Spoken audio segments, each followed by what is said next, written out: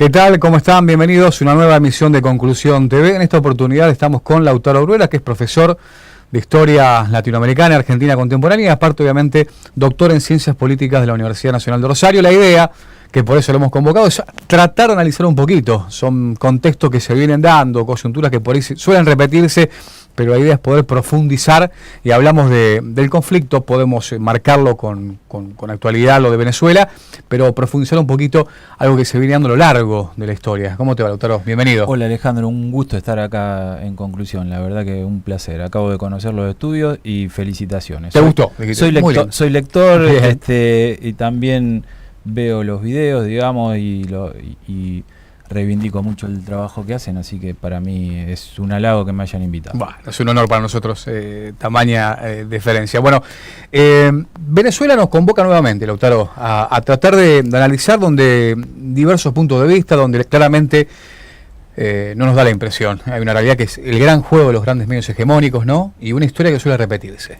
Gobiernos latinoamericanos que pueden tener sus falencias, que pueden tener su declive, pero que da la impresión, cuando el tío Sam habla, ¿no? Hay como una catarata que resulta bastante altisonante, ¿no? Alrededor. Es así, Alejandro, pero vamos a empezar con los orígenes, digamos, porque, bueno, nosotros trabajamos las cuestiones históricas, trabajamos justamente el caso de Venezuela, la relación que tiene con el petróleo Venezuela, el boom del petróleo, y ahí la relación fundamentalmente con Estados Unidos, digamos. Que lo ha blanqueado, por otra parte, ¿no? Cuando hablaba de intereses o por ahí de mejorar ciertas políticas. La dictadura que se produjo durante aproximadamente 30 años después de aquel boom del petróleo a principios del siglo XX, que, bueno, generó también un tipo de subordinación en la correlación que tuvo este país, que es un país hermano sudamericano, que podemos ir a la génesis, digamos, ¿de dónde te parece que viene la palabra Venezuela? ¿Con qué la relacionarías, digamos? Yo lo descubrí hace poco, no es que... Sí, tal cual. Esto forma parte del aprendizaje que estamos haciendo a nivel continental. Sabemos, digamos... Permanente, claro.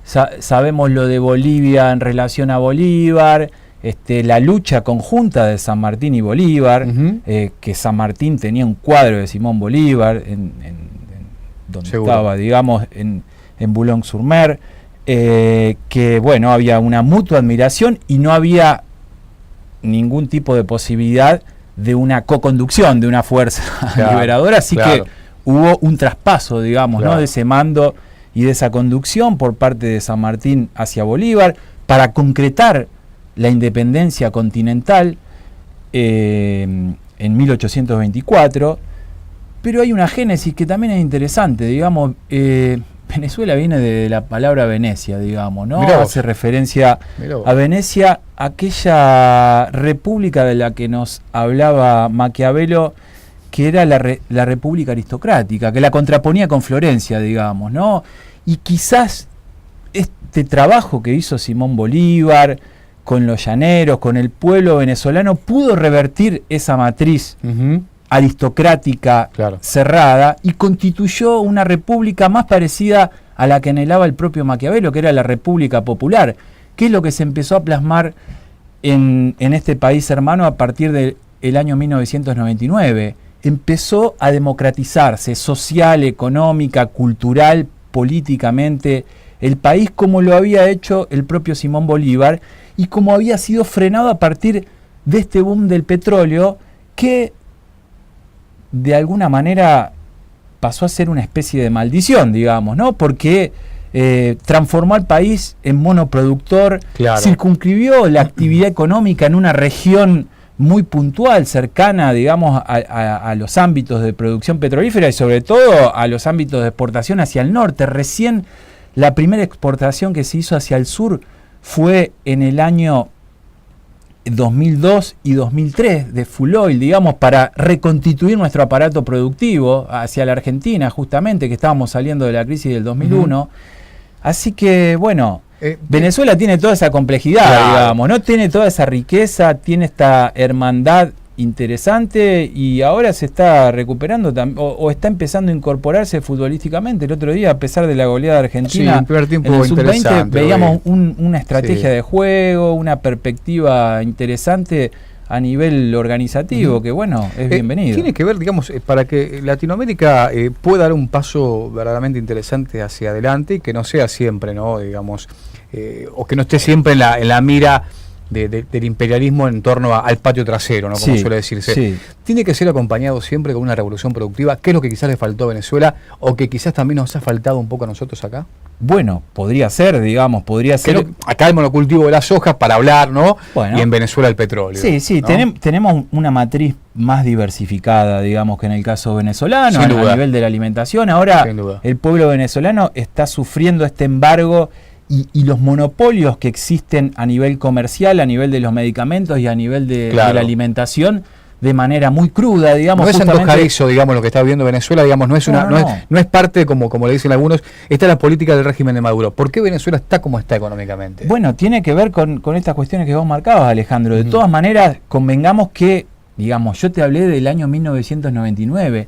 Nosotros comenzamos nuestra diversificación, si queremos, potenciada con el IAPI a partir del 45, pero ya en los 30 hubo un proceso de sustitución de importaciones, hubo toda, digamos, una incorporación de la matriz industrialista, diversificada, de la transformación de nuestra riqueza, de la que, por supuesto, no desconocemos y nos enorgullecemos. Digamos, tenemos la renta agraria diferencial conjuntamente con las praderas californianas y la estepa rusa, más fértil del mundo, digamos, más productiva, así como Venezuela descubrió que tiene, digamos, las reservas de petróleo más grandes del mundo y tiene una capacidad de refinamiento mucho más sencilla y poco costosa que otros países. Claro. Bueno, existen, digamos, estas cuestiones, pero a la vez también existen proyectos que direccionan. Durante la dictadura de Gómez en Venezuela, cuando se descubre el petróleo, estaba vigente la doctrina Monroe, digamos. O sea, que es de algún modo lo que vos mencionabas al principio, Alejandro, que es lo que se intenta restablecer. Recordemos, digamos, ¿no? La doctrina Monroe era América para los norteamericanos, digamos, ¿no? Aunque, más que la doctrina Monroe, en realidad estaba... continuadores de la doctrina Monroe, la doctrina del garrote, digamos, del Roosevelt, no desarrollista, no del New Deal, sino, digamos, del Roosevelt más carcamán, que fue gobernante norteamericano y que planteaba justamente la diplomacia del garrote. Frente a la diplomacia del garrote, nosotros, Argentina, con un gobierno conservador como el de Julio Argentino Roca y con un canciller como Sáenz Peña, digamos, se establecieron las doctrinas Drago y Calvo, que planteaban justamente los principios de no intervención en los asuntos externos de otros países, planteaban la resolución pacífica de los conflictos, planteaban que los países no eran empresas, digamos, y que los países no se podían rematar ni someter a bombardeo o amenazas de bombardeo a sus aduanas, como intentó hacer en ese momento Europa conjuntamente con Estados Unidos. Digamos, Estados Unidos se presentaba como el mediador natural y Argentina planteó ahí no solo la doctrina Drago y la doctrina Calvo, sino también el ABC. Dijo, ¿por qué no podemos mediar los países de la región suramericana? ¿Por qué no podemos mediar quienes fuimos parte del proceso de liberación continental, de independencia y de construcción de una identidad y de un continente que va a ser nominado en aquel momento por Manuel Ugarte como la patria grande y que hoy está retomado por parte del Papa Francisco, que va a cumplir un rol fundamental en estos momentos? Hoy hubo una reunión en Uruguay por parte de los países que plantean la disyuntiva como está establecida en estos momentos, que es entre la paz y la guerra, digamos, ¿no? Ahí participa muy fuerte Uruguay y México, entre otros, ¿no? Exactamente, países europeos y, bueno, justamente países asiáticos también, digamos, que están de algún modo plasmando la multipolaridad en juego y en disputa, y que el conflicto de Venezuela, por un lado, pone en evidencia ese conflicto frente, digamos, a los intentos de freno hacia la multipolaridad, pero por otro lado nos toca en lo más hondo y en lo más profundo a los latinoamericanos y a los suramericanos, porque pone en juego la patria grande, porque pone en juego la perspectiva del continente de paz que somos, con un montón de conflictos, con situaciones de asimetría y de desigualdad. Simón Bolívar provenía de la familia más rica de Nueva Granada, de los terratenientes más grandes, y puso en juego y de algún modo expuso toda su riqueza y todas sus posibilidades al servicio de un proceso revolucionario, y eso lo plasmó en los distintos textos constitucionales, en las cartas de Jamaica, y cuando se ponía en juego las disyuntivas que grupos desestabilizadores de Venezuela, que son fanáticos de las teorías neoliberales y que están sustentados económicamente por fundaciones que plantean el endiosamiento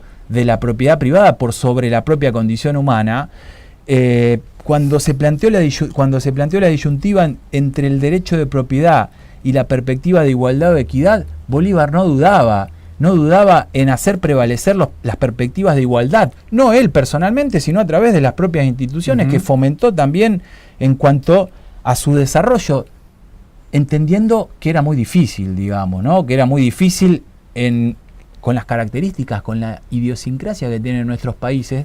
Por eso retomaba a su gran maestro Simón Rodríguez y planteaba la perspectiva de inventamos instituciones acorde a nuestra idiosincrasia, a nuestra geografía, a nuestra riqueza, a nuestra perspectiva, cultura, a nuestra cultura, a nuestra dimensión civilizatoria frente a un mundo beligerante, frente a un mundo rapaz, frente a un mundo mercantilista, frente a un mundo desigualador en el que el 1% se queda con más del 50% de la riqueza, y ese 1% está yendo por el petróleo venezolano. Digamos, un movimiento de pieza de ajedrez de la geopolítica, ¿no? Un Bolsonaro, digamos, la Asunción también en Colombia. Colombia también es un lindo debate, ¿no? Sí. Me decía un amigo colombiano, dice, nosotros hace 200 años no podemos torcer, digamos, el rumbo de un país gobernado permanentemente por los que más tienen, por terratenientes, por gente muy amiga del país del norte, ¿no? Si lo analizamos en términos estructurales, es el país en donde mayor concentración de la riqueza, conjuntamente con Paraguay, que tienen las dos posiciones más beligerantes, no por casualidad. Tal cual. En donde hay mayor concentración de la tierra y de la riqueza, digamos, ¿no? Son países realmente ricos, con pueblos fabulosos, digamos, que están demostrando su dignidad. En las últimas elecciones en Colombia, lo de Petro fue importante, en Paraguay también, el Frente Guazú, y toda la historia, digamos. Paraguay fue sometido a una guerra, Colombia fue sometido a distintos tipos de intervenciones. El gran líder liberal democrático de la década del 40, que el año pasado se cumplió justamente un aniversario de su asesinato, Gaitán, fue impedido de poder ganar las elecciones justamente por tener una perspectiva de ampliación del sistema político. En ese sentido, digamos, hay que tener en cuenta que quienes están atrás de esta escalada son los sectores más recalcitrantes, digamos, son los sectores golpistas. Hay sectores opositores en Venezuela que son, por supuesto, importantes, interesantes para tener en cuenta, que algunos se presentaron a las últimas elecciones, que ganó Maduro, y otros no, pero hay un grupo reducido que realmente utiliza las técnicas, digamos, desestabilizadoras y golpistas que sufrimos a nivel de nuestra historia, digamos, ¿no? Que la sufrió el Chile de Allende, que la sufrió Paraguay recientemente con el golpe institucional contra Lugo, que la sufrió Honduras, que la sufrió Brasil. Son, digamos, técnicas muy refinadas, digamos. Claro. No se repiten, pero con mayor refinamiento. Alejandro, hay estrategas en ese sentido, y la figura que está dando vuelta, que se autoproclamó presidente, es alguien que se nutrió de estas concepciones, de estas teorías que lo formaron, digamos, que estuvo en Serbia, que estuvo, si no me equivoco, en Estados Unidos hace muy poco tiempo también. Exactamente. ¿No? Ante la prácticamente desaparición de Capriles y de Leopoldo López, no había nada, y emerge de golpe una persona que no conocíamos. Estados Unidos es muy amplio, digamos, hay que considerar también que Estados Unidos no es Donald Trump, digamos, Estados Unidos también es Bernie Sanders, Estados Unidos son los legisladores, no es Hillary Clinton, son los legisladores demócratas que se opusieron a la intervención de Estados Unidos sobre Venezuela. Hay todo un sector demócrata interesante, un sector de la sociedad civil. Las declaraciones de Roger Waters no son aisladas. Lo que acaba de decir el juez Baltasar Garzón tampoco, digamos, se inscribe en toda una lógica democrática. Hay una declaración que firman 500 figuras intelectuales en este momento a nivel mundial a favor de la paz y el diálogo.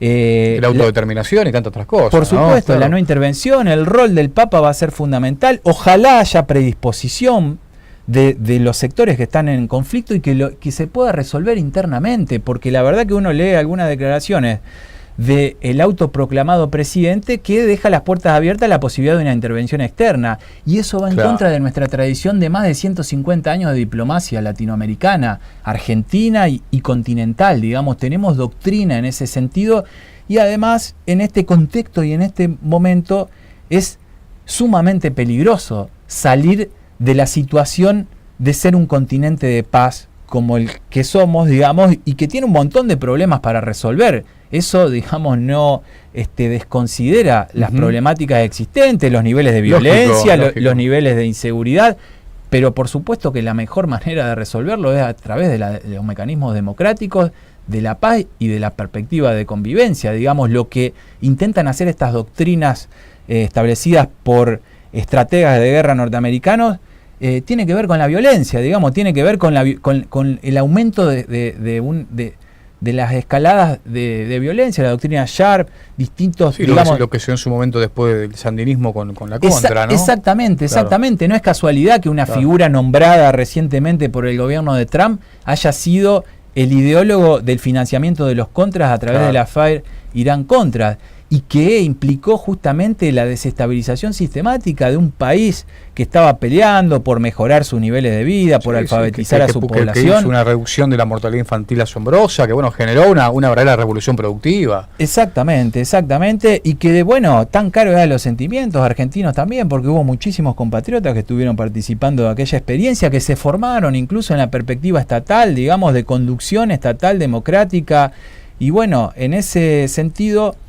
Lo que está sucediendo en este momento en Uruguay, que también lo intenta horadar y resquebrajar este sector, digamos, que está en esta escalada golpista, hay que reivindicarlo, y tiene que ver con nuestra más interesante tradición democrática de resolución pacífica de los conflictos, por supuesto en la perspectiva de la patria grande, de la defensa de la patria grande, porque sabemos que la salida multipolar es constituyéndonos en un continente que dialoga con el resto de los bloques regionales, pero desde nuestra propia perspectiva, de nuestra identidad, desde nuestros intereses y desde nuestros deseos también, y posibilidades de construir un mundo con buen vivir, construir un mundo con criterios ecológicos, construir un mundo con mayores niveles de igualdad, construir un mundo en donde la pobreza no se naturaliza, en donde la pobreza se puede revertir, en donde la movilidad social ascendente hace a la perspectiva de un pueblo como el pueblo argentino. Cuesta creer, ¿no?, que sectores, digamos, de la más rancia oligarquía, o quizás de los sectores más concentrados del poder económico,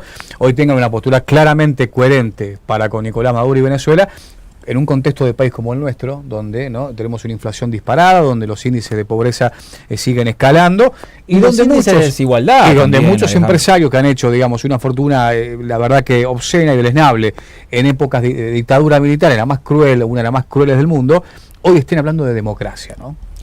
Sí, y una ambigüedad, digamos, importante. Sí, resquebrajando también los intereses del propio empresariado nacional, de la red de comercios, del propio entramado productivo. Nosotros somos un país mercado internista, digamos, ¿no?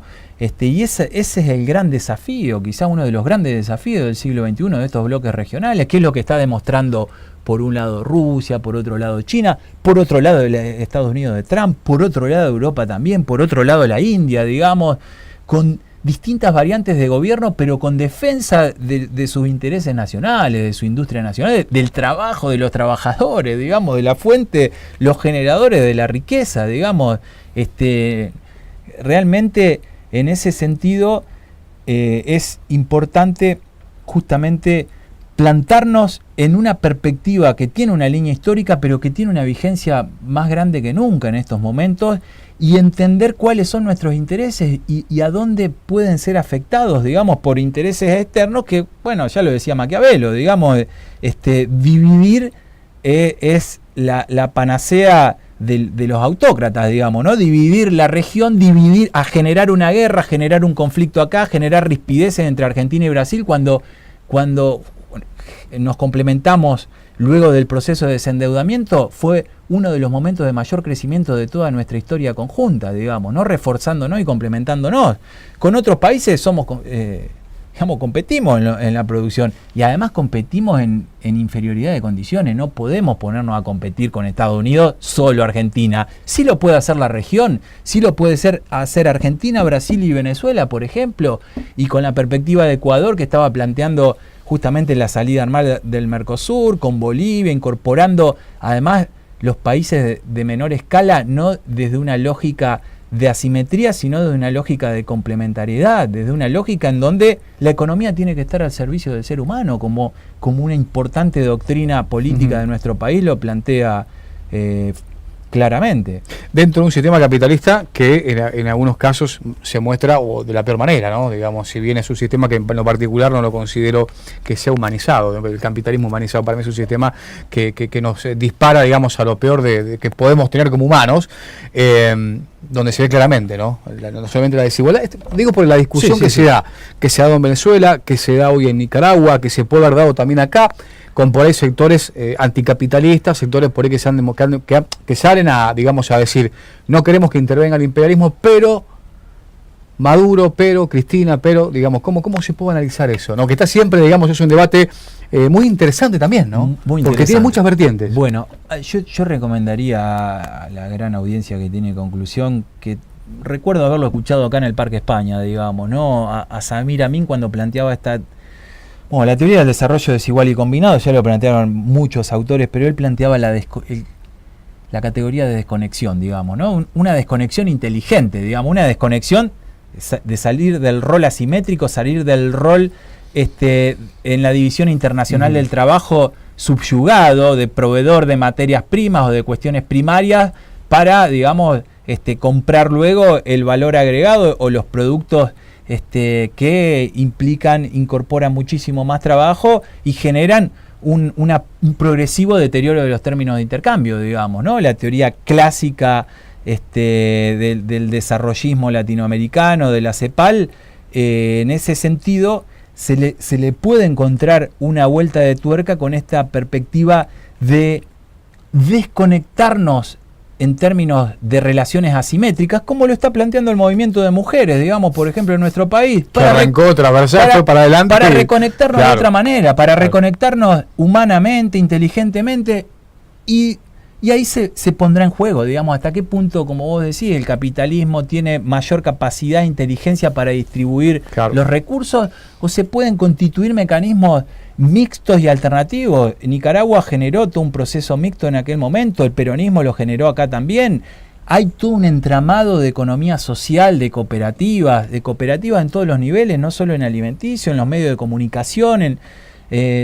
Realmente hay un acervo tan rico y tan interesante que se está constituyendo, y quizás todos estos fenómenos lo obturan o no nos permiten contemplarlo en su dimensión. Y avanzar, ¿no? Claro, en su dimensión política, digamos, ¿no? En su dimensión que se plasme en proyectos concretos, y quizás estos sectores que tienen reticencia con los liderazgos que supimos constituir en este tiempo, que no fueron menores. Cuando la expresidenta dijo por primera vez, desde que somos países independientes, quizás los presidentes, y lo miraba a Pepe Mujica, lo miraba a Chávez, también el presidente de Chile, el de Bolivia, nos parecemos a nuestros pueblos, nos parecemos, y no por una cuestión de marketing, digamos, como se está haciendo con esta figura en Venezuela, precisamente, en gran medida, porque quienes están alrededor pertenecen a los grupos más concentrados, a la élite, a las oligarquías, y quizás de algún modo no es la expresión directa, digamos, por eso también intentan generar empatía con sectores de la Fuerza Armada, con sectores del pueblo trabajador, con los sectores postergados históricamente, pero va más allá de eso, digamos. En realidad es justamente el parecido en términos de anhelos, de luchas, de trayectorias, de perspectivas, de jugárselas en los momentos en los que hay que jugárselas, y de priorizar determinados valores, como los valores de la integración, que llevaron a la constitución de la UNASUR, que ahora se la quiere transformar en la PROSUR no sé qué, que es algo realmente que no tiene que ver. ¿Qué tiene que ver con la tradición? Bueno, panamericanista, digamos, ¿no? Como vos decías también anteriormente, son, digamos, recurrencias históricas que ya demostraron hacia dónde se llega. Por eso volvemos a Simón Rodríguez. Inventamos instituciones, inventamos organizaciones, inventamos perspectivas de convivencia en todos los planos, en lo social, en lo económico, en lo cultural, en lo político, en lo humano, en las relaciones entre géneros, o vamos a fallar. Si queremos copiar, fallamos. Y en ese sentido, este último tiempo es un gran tiempo de invención, de creatividad, y no se tiene que resquebrajar, no se tiene que demorar tampoco, digamos. Quizás no es el momento más oportuno para plasmar todos estos proyectos a nivel político, pero sí se lo está haciendo a nivel social e institucional, y en algún punto, en algún momento, va a madurar políticamente y va a poder potenciarse en todas sus posibilidades, digamos, ¿no? Sí, con el avance siempre de la mano de la cultura y la conciencia, ¿no? Si nos cuesta... Por eso damos un paso o dos y vamos a ir para atrás. Lautaro, gracias por el tiempo, por esta charla. Nos va a quedar corto, pero bueno, vamos a renovar la invitación y seguiremos charlando. ¿Cómo no? Gracias. A vos.